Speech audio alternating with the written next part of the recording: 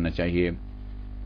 تو یہ کچھ مکروہات ہیں اور کچھ جنوب کے لیے اور کچھ محرمات ہیں کہ جن کے یہ جو نقصانات ہیں اور ان سے انسان کو بچنا چاہیے. تو یہ ایک بنیادی نقطے کی طرف میں اپنے محترم ناظرین کو متوجہ کرنا چاہ رہا تھا کہ اگر کسی عمل کو شارع مقدس نے حرام قرار دیا ہے یا مکروہ قرار دیا ہے تو اس کے پس منظر میں کوئی نہ کوئی مفسدہ ہے، زیاں ہے دنیا کا یا آخرت کا، جس کی بنا پر اس کو مکروہ قرار دیا گیا ہے یا حرام قرار دیا جاتا ہے. تو جنوب کے لیے جنابت کی حالت میں جو کام انجام نہیں پانے چاہیے مکروہ ہے، ان میں ایک تو کھانا پینا ہے.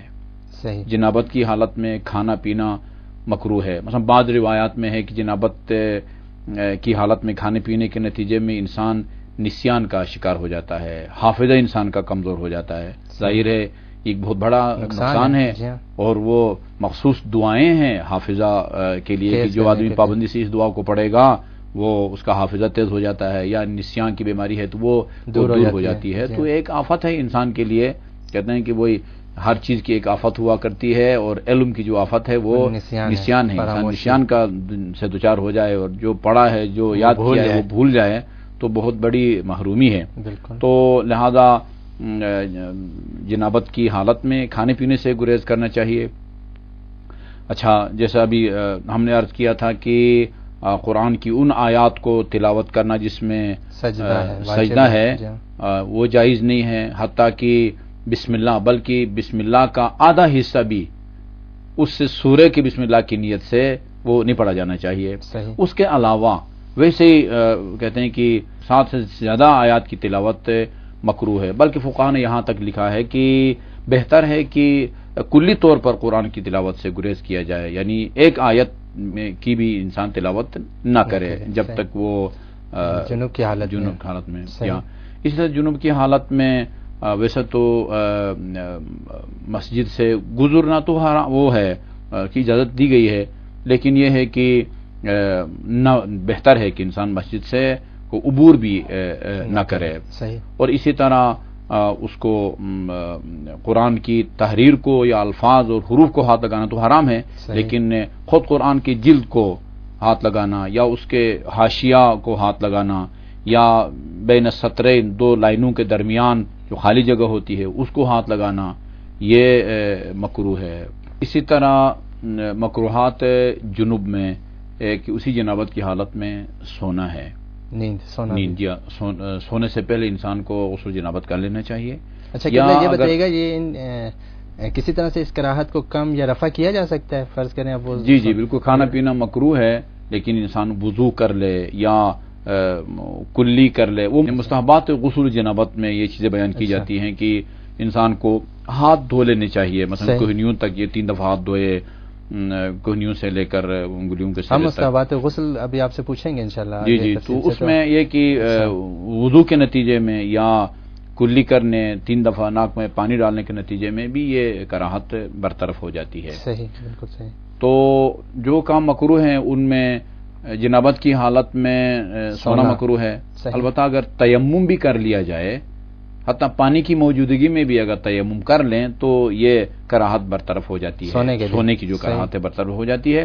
جبکہ پانی کی موجودگی میں تیمم کر کے کوئی اور کام نہیں کر سکتے، کہ مثلا نماز نہیں پڑھ سکتے، واجب طواف نہیں کر سکتے، لیکن یہ سونے کی جو کراہت ہے وہ تیمم کے نتیجے میں برطرف ہو جاتی ہے. اسی طرح یہ جسم پر یہ تیل وغیرہ کو ملنا یہ بھی مکروہ ہے جنابت کی حالت میں.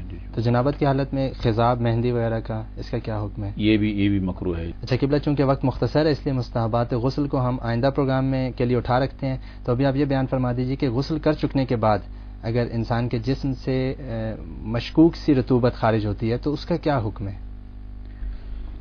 جی یہ بڑا اساسی نوعیت کا سوال ہے. اکثر لوگ پوچھتے رہتے ہیں، اس قسم کے حالات سے لوگ دوچار ہوتے رہتے ہیں. صحیح. تو اس کو بیان کرنے سے پہلے میں یہ عرض کروں کہ ایک تعبیر ہے روایات میں اور اس کی روشنی میں فقہاء کی کتابوں میں بھی، وہ اس کو استبراء کہا جاتا ہے، جس کا مطلب یہ ہے کہ انسان پیشاب کے بعد ایسا عمل انجام دے کہ جس کے نتیجے میں اسے یقین حاصل ہو کہ اب پیشاب کے راستے میں مزید کوئی پیشاب کا قطرہ باقی نہیں رہا، اس عمل کو استبراء کہا جاتا ہے، اور اس کا طریقہ فقہی کتابوں میں تفصیل سے وہ لکھا ہوا ہے۔ اس عمل کا عملی پھر نتیجہ ہے، اس کا ثمرہ ہے۔ مثال کے طور پر انسان نے اگر رفع حاجت کے بعد یہ استبراء کے عمل کو انجام دیا ہو اور وضو کیا ہو، پھر کوئی مشکوک رطوبت اگر خارج ہو جائے، سیال مادہ، اگر استبراء کا عمل انجام دیا ہو اور مشکوک عمل وہ رطوبت خارج ہو تو انسان کا وضو بھی نہیں ٹوٹتا، حتیٰ کہ کپڑے بھی نجس نہیں ہوتے، جسم بھی نجس نہیں ہوتا، وہ پاک رطوبت وہ پیشاب نہیں کہلائے گا۔ وہ دوسرے وہ سیال مادے ہوتے ہیں، ان کے الگ نام ہیں، وہ نہ ان کی وجہ سے وضو دوبارہ کرنا پڑتا ہے، نہ غسل کرنا پڑتا ہے، نہ کپڑے نجس ہوتے ہیں۔ اسی طرح اگر ایک آدمی جنابت کی حالت میں ہے اور وہ منی کے خارج ہونے کی وجہ سے وہ جنابت عارض ہوئی ہو تو اس کا الگ استبراء ہے، اور وہ یہ ہے کہ مثلا انسان وہ پیشاب کرے، پیشاب کے نتیجے میں یہ ہے کہ یہ یعنی خروج منی کا استبراء ہے، جس کا مطلب یہ ہے کہ پیشاب کے بعد انسان کو یقین حاصل ہو جاتا ہے کہ اب یا وہ راستے میں اس کا کوئی قطرہ باقی نہیں رہا۔ اگر انسان نے جنابت کے بعد یعنی منی کے خارج ہونے کے بعد اگر پیشاب کیا ہو، پھر غسل کیا ہو، اور غسل کے بعد اس طرح کے کوئی مشکوک رطوبت یا سیال مادہ خارج ہو، وہ اس کو پاک سمجھے، یعنی دوبارہ غسل کرنے کی ضرورت نہیں ہے۔ اس کا مطلب یہ ہے کہ یہ جو نیا قطرہ خارج ہوا ہے یا سیال مادہ، یہ منی نہیں ہے، کوئی اور چیز ہے، یا وہ ہے وضی اور مزی وغیرہ کے نام سے اس کو یاد کیا جاتا ہے، تو وہ پاک سمجھائے گا، دوبارہ غسل کرنے کی بھی ضرورت نہیں ہے۔ اور اگر اس نے خروج منی کے بعد یہ استبراء نہیں کیا تھا، یعنی پیشاب نہیں کیا تھا، اور اس طرح کا کوئی مشکوک مادہ یا رطوبت خارج ہو تو اس کو دوبارہ غسل کرنا پڑے گا، یوں سمجھے کہ یعنی راستے میں کوئی باقی ماندہ منی کا قطرہ ہے جو خارج ہو گیا ہے، تو ظاہر اس کو دوبارہ کرنا پڑے گا۔